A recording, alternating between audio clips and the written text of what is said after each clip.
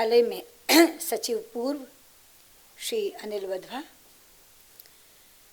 संयुक्त सचिव हिंदी संस्कृत श्री राजेश वैष्णव,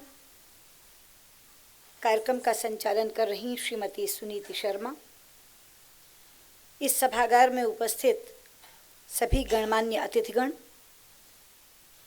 केंद्रीय संस्थान में पढ़ रहे विश्व के अनेक देशों से आए हुए छात्र छात्राएं, रूस के बहुत ही हिंदी प्रेमी राजदूत,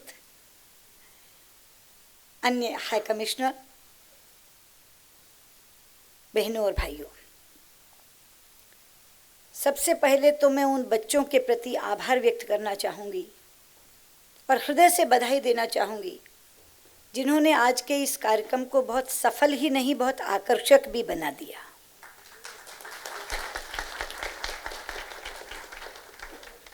केंद्रीय हिंदी संस्थान के लिए जो गीत गाया गया कि सकल विश्व में करें प्रसारित हिंदी भाषा महान केंद्रीय हिंदी संस्थान, वो बाद के दो और आइटम ने सार्थक करके दिखा दिया कि वाकई केंद्रीय हिंदी संस्थान पूरे विश्व में इस महान हिंदी भाषा को प्रसारित कर रहा है। जिस समय रूस की एवेगोनिया यहाँ आई 5 महीने के अल्पाभ्यास में, उन्होंने कहा वो मात्र 5 महीने पहले से हिंदी सीख रही हैं। 5 महीने के इतने थोड़े से दिनों के अभ्यास में उन्होंने अटल जी की जो कविता पढ़ी कि छोटे मन से कोई बड़ा नहीं होता और टूटे मन से कोई खड़ा नहीं होता, उसमें आपने देखा केवल उच्चारण ही शुद्ध नहीं था, उसमें हाव भाव, आवाज़ का उतार चढ़ाव वो बिल्कुल ऐसा था जैसे कोई धारा प्रवाह हिंदी बहुत पहले से जानता। और उसके बाद सूरीनाम की सरस्वती ने तो अपने नाम को धन्य कर दिया। जिस समय वो गा रही थी कान्हा रे नंद नंदन, तो सच में उस समय ऐसे लग रहा था जैसे माँ शारदा स्वयं उनके कंठ में आकर विराजित हो गई हो। और इस कार्यक्रम का ये भाग बहुत ही आकर्षक रहा और इस कार्यक्रम की सफलता का धरातल बन गया। उसके बाद प्रतियोगिता के पुरस्कार वितरण हुए हैं और सभी बच्चों को आपने यहाँ देखा, वो जैसे सहजता से मुझसे कह रहे थे धन्यवाद।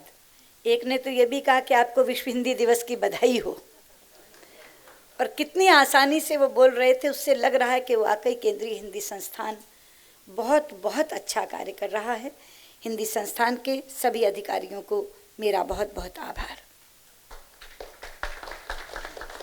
मेरे से पूर्ववर्ती वक्ताओं ने एक बात को बार बार दोहराया कि हम सन 2006 से विश्व हिंदी दिवस मना रहे हैं और ये पूरे विश्व में विदेश मंत्रालयों में मनाया जाता है, और केवल मनाया नहीं जाता, एक संकल्प भी लिया जाता है। पर मुझे ये सच्चाई स्वीकार करने में ज़रा भी संकोच नहीं है कि 2006 से मनाया भले ही जा रहा हो, लेकिन 2014 तक विदेश मंत्रालय में ना हिंदी बोली जाती थी, ना हिंदी लिखी जाती थी। यहाँ तक कि मैं एक बार मंत्री बनने के बाद ICWA जो हमारा संस्थान है वहाँ गई, और वहाँ उन्होंने बहुत पुस्तकें अपनी दिखाई, पूरा पुस्तकालय दिखाया। तो मैंने एक प्रश्न उनसे किया कि कितनी पुस्तकें हिंदी में लिखी गई हैं, तो उत्तर मिला एक भी नहीं। किसी का अनुवाद किया गया है, उत्तर मिला नहीं।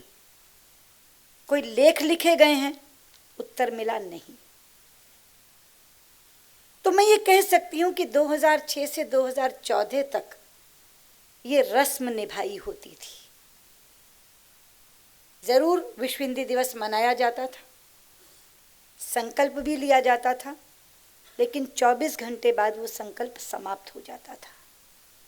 पर आज मुझे एक संतोष है ये बात कहते हुए कि मात्र 19 महीने हुए हैं हमें सत्ता में आए, लेकिन आज विदेश मंत्रालय में हिंदी अपना अपेक्षित स्थान प्राप्त कर रही है, और जो एकाधिकार था अंग्रेजी का, वर्चस्व नहीं था अकेले, एकाधिकार था, उस एकाधिकार को तोड़ रही है।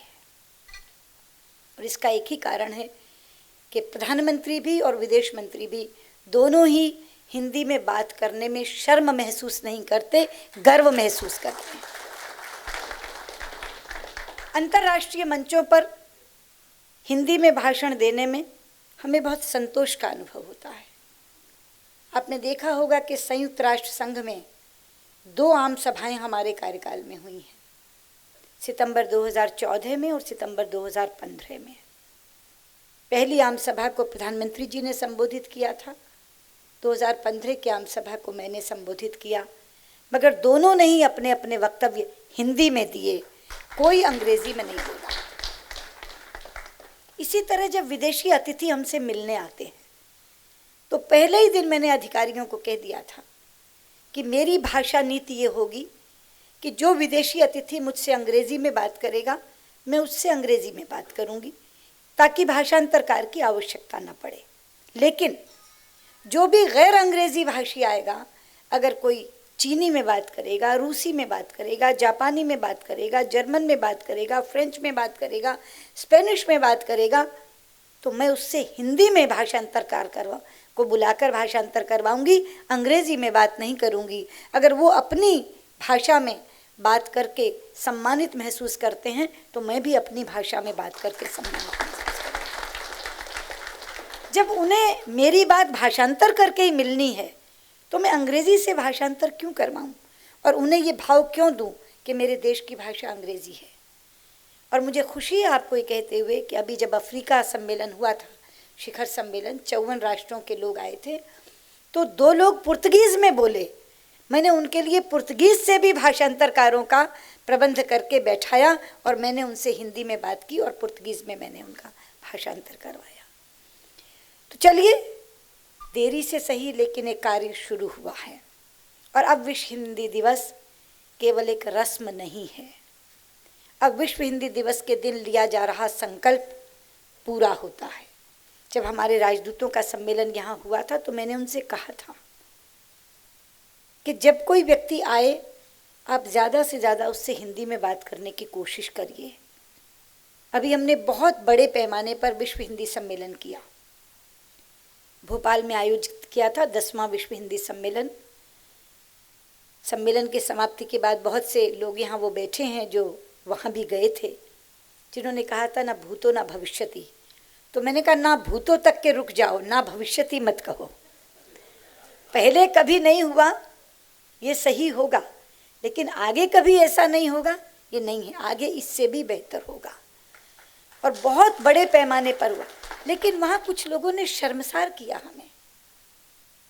जापान से एक व्यक्ति आए थे, हंगरी से एक महिला आई थी, और उन्होंने कहा कि हम जब दूतावास में जाते हैं और हम उनसे हिंदी में बात करते हैं तो हमसे कोई हिंदी में बात नहीं करता, वो लोग हमसे अंग्रेजी में बात करते हैं।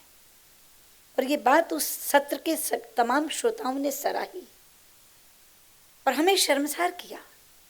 इसलिए मैं ये कहना चाहती हूँ कि आयोजन केवल आयोजन करने के लिए नहीं होते, उनके पीछे का भाव ये होता है कि इससे परिस्थिति बदलेगी, और अगर परिस्थिति ना बदले तो उन रस्म निभाने का कोई फायदा नहीं है, उससे कोई लाभ नहीं है।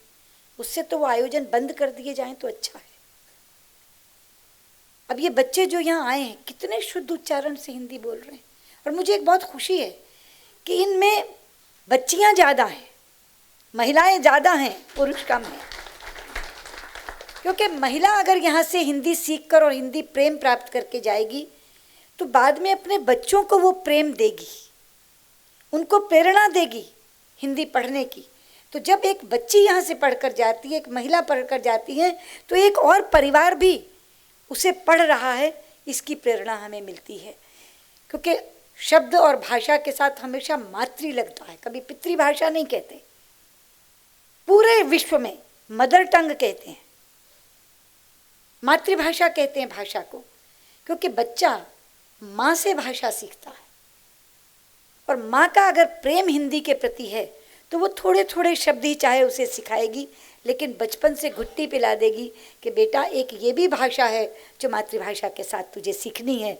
और हो सकता है इन्हीं के बालक कल को केंद्रीय हिंदी संस्थान में आगे हिंदी सीखने आएंगे, क्योंकि यहाँ हमारे रूस के राजदूत बैठे हैं जो यहीं पर हिंदी के भाषांतरकार होते थे रूस से, इतनी अच्छी हिंदी बोलते हैं। ये जो रूस से बच्चियां और बच्चे पढ़ने आ रहे हैं ना, इसके पीछे इनकी बहुत बड़ी प्रेरणा है, क्योंकि इस भाषा के प्रति उनका प्रेम है।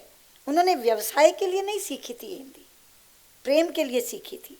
अभी भी जब वो पत्र लिखते हैं मुझे, तो सारा पत्र अंग्रेजी में लिखने के बाद भी फिर हिंदी में लिखते हैं नीचे, और अपना नाम भी हिंदी में लिखते हैं। ये उनके प्रेम का परिचायक है।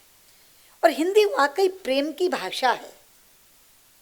जो भी हिंदी एक बार पढ़ लेता है इस मीठी जुबान को, वहाँ प्रेम की धार बहने लगती है। मुझे लगता है ये सब जो हिंदी प्रेमी हैं, ये इस सागर को आगे ले जाएंगे, इस धार को बहाएंगे। केंद्रीय हिंदी संस्थान जो काम कर रहा है उसको बहुत आगे करता रहेगा। लेकिन ये काम केवल संस्थान का नहीं है, ये काम विदेश मंत्रालय के हर अधिकारी, हर कर्मचारी का है। क्योंकि ये विश्व हिंदी दिवस सब जगह नहीं मनाया जाता। 14 सितंबर वाला पखवाड़ा राष्ट्रीय पखवाड़ा है जो हर जगह मनाया जाता है। ये हमारे मंत्रालय का है विश्व हिंदी दिवस।